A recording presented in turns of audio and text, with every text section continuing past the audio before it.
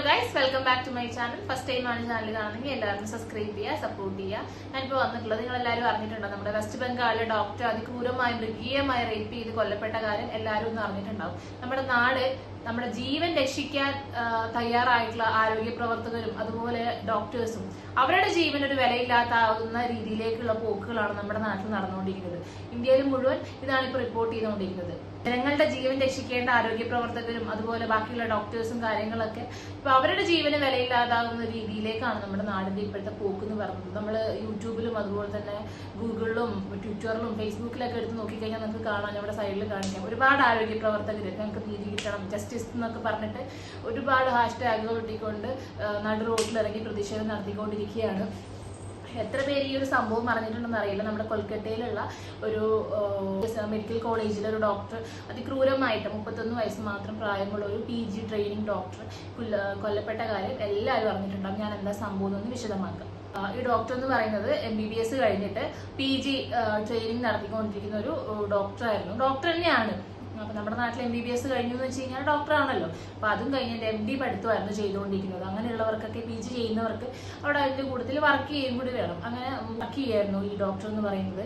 36 മണിക്കൂർ കണ്ടിന്യൂസ് ആയിട്ടുള്ള റെസ്റ്റ് ഇല്ലാത്തൊരു ഡ്യൂട്ടി ആയിരുന്നു. അപ്പൊ കണ്ടിന്യൂസ് ആയിട്ട് അത്രയും നേരമൊക്കെ ജോലി ചെയ്യുന്ന വെച്ച് കഴിഞ്ഞാൽ ഏതൊരു മനുഷ്യന്മാരും ക്ഷീണം ഉണ്ടാവും. അപ്പൊ അതുപോലെ ക്ഷീണമായിട്ട് ജസ്റ്റ് ഒന്ന് മയങ്ങാൻ വേണ്ടിയിട്ട് മെഡിക്കൽ കോളേജിലും അതുപോലെ എല്ലാ ക്യാമ്പസുകളിലും സെമിനാർ ഹാൾ ഉണ്ടാവും. വലിയ ലെങ്ത് ഉള്ള ഒരു സെമിനാർ ഹാൾ ഉണ്ടാവും. അപ്പൊ ഈ സെമിനാർ ഹാളിൽ പോയിട്ട് ഒന്ന് മയങ്ങുമായിരുന്നു. ആ സമയത്താണ് ഈ പ്രതിയായിട്ടുള്ള ഒരു സൈക്കോ, ആ സൈക്കോനെ പറ്റി ഞാനൊന്ന് വിശദമാക്കാം. പുള്ളി എന്താന്ന് വെച്ചിട്ടുണ്ടെങ്കിൽ 4-5 കല്യാണം കഴിച്ചൊരു വ്യക്തിയാണ്.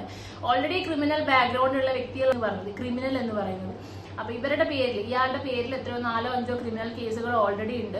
ഈ മെഡിക്കൽ കോളേജ് നമുക്കറിയാം, ഈ വെസ്റ്റ് ബംഗാൾ പോലുള്ള സ്ഥലത്ത്, കൊൽക്കത്ത പോലുള്ള സ്ഥലത്ത് അവിടെയുള്ള ആൾക്കാർക്കൊന്നും അധികം എഡ്യൂക്കേഷനും കാര്യങ്ങളൊന്നും ഉണ്ടാവില്ല. അപ്പൊ അവിടെ വരുന്ന രോഗികളും, ആ മെഡിക്കൽ കോളേജിൽ വരുന്ന രോഗികളും അത്യാവശ്യം ഒരു ബോർഡ് വായിക്കാൻ പോലും എഡ്യൂക്കേഷൻ ഇല്ലാത്ത ആൾക്കാരായിരിക്കും. അപ്പൊ അതുപോലെയുള്ള ആൾക്കാരെ സഹായിക്കാൻ വേണ്ടിയിട്ട് അവിടെ നിൽക്കുന്ന, നമ്മുടെ നാട്ടിലൊക്കെ കണ്ടിട്ടില്ലേ, നമ്മൾ ഈ ഒരു ഇലക്ഷനോ അതുപോലെ പൊതുപ്രവർത്തനം എന്തെങ്കിലും നടക്കുന്ന സമയത്ത് വോളണ്ടിയർ എന്ന പേരിൽ അറിയപ്പെടുന്ന കുറച്ച് ആൾക്കാരില്ലേ, മറ്റേ പോലീസിന്റെ ഒക്കെ യൂണിഫോം പോലുള്ള സംഭവങ്ങളൊക്കെ ഇട്ടിട്ട്, അതുപോലെ ആ മെഡിക്കൽ കോളേജിൽ ജനങ്ങളെ സേവിക്കാൻ വേണ്ടിയിട്ട് നിൽക്കുന്ന ഒരുത്തനായിരുന്നു.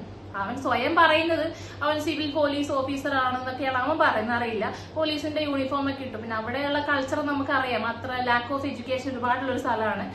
അപ്പൊ അങ്ങനെയുള്ള ഒരാളാണ് ഈ പ്രതി എന്നറിയപ്പെടുന്നത്. പുള്ളി ഓൾറെഡി 4-5 വിവാഹം കഴിച്ച വ്യക്തിയാണ്. പോണോഗ്രഫിക്ക് അടിമയായിരുന്നു. എന്ന് വെച്ച് കഴിഞ്ഞാൽ നമ്മുടെ സെക്സ് പരമായിട്ടുള്ള സെക്സ് വീഡിയോസ് നിരന്തരം കണ്ടുകൊണ്ടിരിക്കുന്ന ഒരു പോണോഗ്രഫി അഡിക്റ്റ് ആയിട്ടുള്ള ഒരു വ്യക്തിയായിരുന്നത്.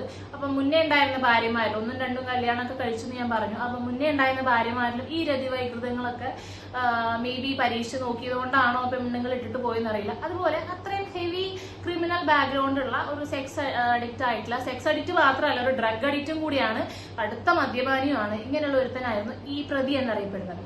അപ്പൊ നമ്മുടെ ഡോക്ടർ അവിടെ മയങ്ങാൻ വേണ്ടി പോയ സമയത്ത് ഈ പ്രതി അവിടെ ചെല്ലുകയും പെൺകുട്ടീനെ അതിക്രൂരമായിട്ട്, നമുക്ക് ഒരു മനുഷ്യ ശരീരത്തിന്, ഒരു പെൺ ശരീരത്തിന് ഏത് രീതിയിൽ എനിക്ക് എക്സ്പ്ലെയിൻ ചെയ്യാൻ പറ്റുന്നില്ല, അത്രയും ക്രൂരമായിട്ട് ആ പെൺകുട്ടി, ഈ ഡോക്ടർ എന്ന് പറയുന്ന ലേഡി എന്തുമാത്രം വേദന സഹിച്ചിട്ടുണ്ടാവും നമുക്ക് ചിന്തിക്കാൻ പോലും പറ്റില്ല. അത്രയും ഹെവി ആയിട്ട് ക്രൂരമായിട്ടാണ് റേപ്പ് ചെയ്യപ്പെട്ടിട്ടുള്ളത്. അതിന്റെ ഒരുപാട് പോസ്റ്റ്മോർട്ടം റിപ്പോർട്ടുകളൊക്കെ പുറത്തു വരുന്നുണ്ട്. എനിക്കത് എക്സ്പ്ലെയിൻ ചെയ്യാൻ താല്പര്യമില്ല, കാരണം നിങ്ങൾക്ക് തന്നെ ജസ്റ്റ് ഗൂഗിൾ ചെയ്ത് നോക്കിയാൽ മനസ്സിലാവും. എനിക്കത് എക്സ്പ്ലെയിൻ ചെയ്യാൻ പറ്റുന്നില്ല, അതുകൊണ്ടാണ്.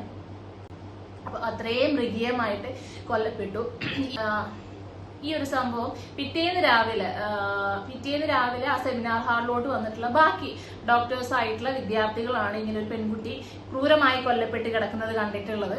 അപ്പോൾ ഡോക്ടേഴ്സ് ആണ്, ഒരു മരണം കണ്ടു കഴിഞ്ഞാൽ തന്നെ അവർക്ക് മനസ്സിലാവും അത് കൊലപാതകമാണോ അല്ലെങ്കിൽ സൂയിസൈഡ് ആണോ എന്ന് ഒറ്റ നോട്ടത്തിൽ മനസ്സിലാവും. അപ്പൊ ഡോക്ടേഴ്സും കാര്യങ്ങളൊക്കെ ഒച്ചയിട്ട് ആൾക്കാരൊക്കെ കൂടി പോലീസും കാര്യങ്ങളൊക്കെ വന്ന് പ്രതിനെ കണ്ടുപിടിച്ചു. പ്രതി എന്നറിയപ്പെടുന്ന ഈ ക്രിമിനലിന്റെ ഇയർഫോണിന്റെ എന്തോ ഒരു പീസോ അവിടെ എങ്ങാനും ഉണ്ടായിരുന്നു. പിന്നെ CCTV കാര്യങ്ങളൊക്കെ ഉണ്ടെന്നാണ് പറയുന്നത്. വ്യക്തമായ റിപ്പോർട്ടുകൾ പുറത്തു വരാനിരിക്കുന്നതേ ഉള്ളൂ.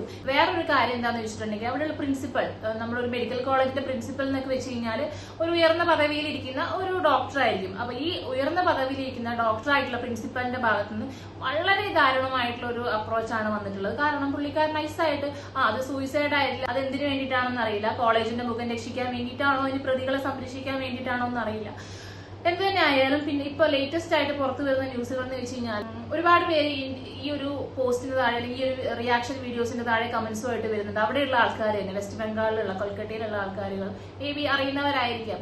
ഇത് നിങ്ങൾ ഈ പറയുന്ന പോലെ ഒന്നല്ല, ഇത് പ്ലാൻഡ് ആണ്, ഒരുപാട് ഡോക്ടേഴ്സിന് തന്നെ ഇതിന്റെ പുറകിൽ പങ്കുണ്ടെന്നൊക്കെ പറയുന്നു. അതൊന്നും എന്താണ് ഇതിന്റെ പുറകിലുള്ള യഥാർത്ഥ സംഭവം ഒന്നും വ്യക്തമല്ല. എനിക്ക് തോന്നുന്നു, എന്റെ ഒരു പേഴ്സണൽ അഭിപ്രായം എന്ന് വെച്ചിട്ടുണ്ടെങ്കിൽ നമ്മൾ ലേറ്റസ്റ്റ് ആയിട്ട് പോസ്റ്റ്മോർട്ടം റിപ്പോർട്ട് പുറത്തു വന്നതിന് ഒരുപാട് bulk amount of large quantity of sperm ആണ് പെൺകുട്ടീന്റെ വജൈനൽ ഏരിയയിൽ നിന്ന് കിട്ടിയിട്ടുള്ളത്. അപ്പൊ ലാർജ് എമൗണ്ട് ഓഫ് സ്പേം ഉള്ളത് കൊണ്ട് തന്നെ, അല്ലെങ്കിൽ ലാർജ് എമൗണ്ട് ഓഫ് സെമൻ ഉള്ളത് കൊണ്ട് തന്നെ ഒരാൾ മാത്രമാണ് ഈ ഒരു പ്രവൃത്തി ചെയ്തിട്ടുള്ളതെന്ന് നമുക്ക് പറയാൻ പറ്റില്ല. കാരണം മേ ബി അതൊരു അല്ലെങ്കിൽ ഗ്യാങ് റേപ്പ് ആയിരിക്കാം. ഒന്നിലധികം ആൾക്കാർ ആ പെൺകുട്ടീനെ റേപ്പ് ചെയ്തിട്ടുണ്ടാവാം. അപ്പൊ ഇതൊക്കെ പ്ലാൻഡ് ആയിട്ട് ചെയ്തതാണോ ഇല്ലയോ എന്ന് ചോദിച്ചു കഴിഞ്ഞാൽ അറിയില്ല. മേ ബി ആയിരിക്കാം.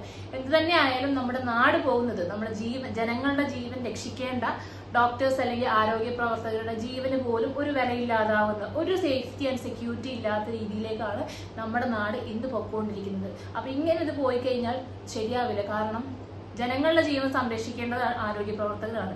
അപ്പൊ അവരുടെ ജീവൻ സംരക്ഷിക്കാൻ വേണ്ടിയിട്ട് ഗവൺമെന്റിന് തീർച്ചയായിട്ടും ഉത്തരവാദിത്തമുണ്ട്.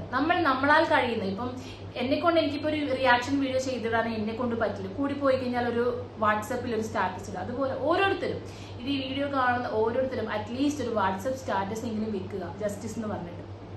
അത് മാത്രമേ നമുക്ക് ചെയ്യാൻ പറ്റുള്ളൂ. അടുത്തൊരു വീഡിയോ കാണുന്നവരെ ബൈ.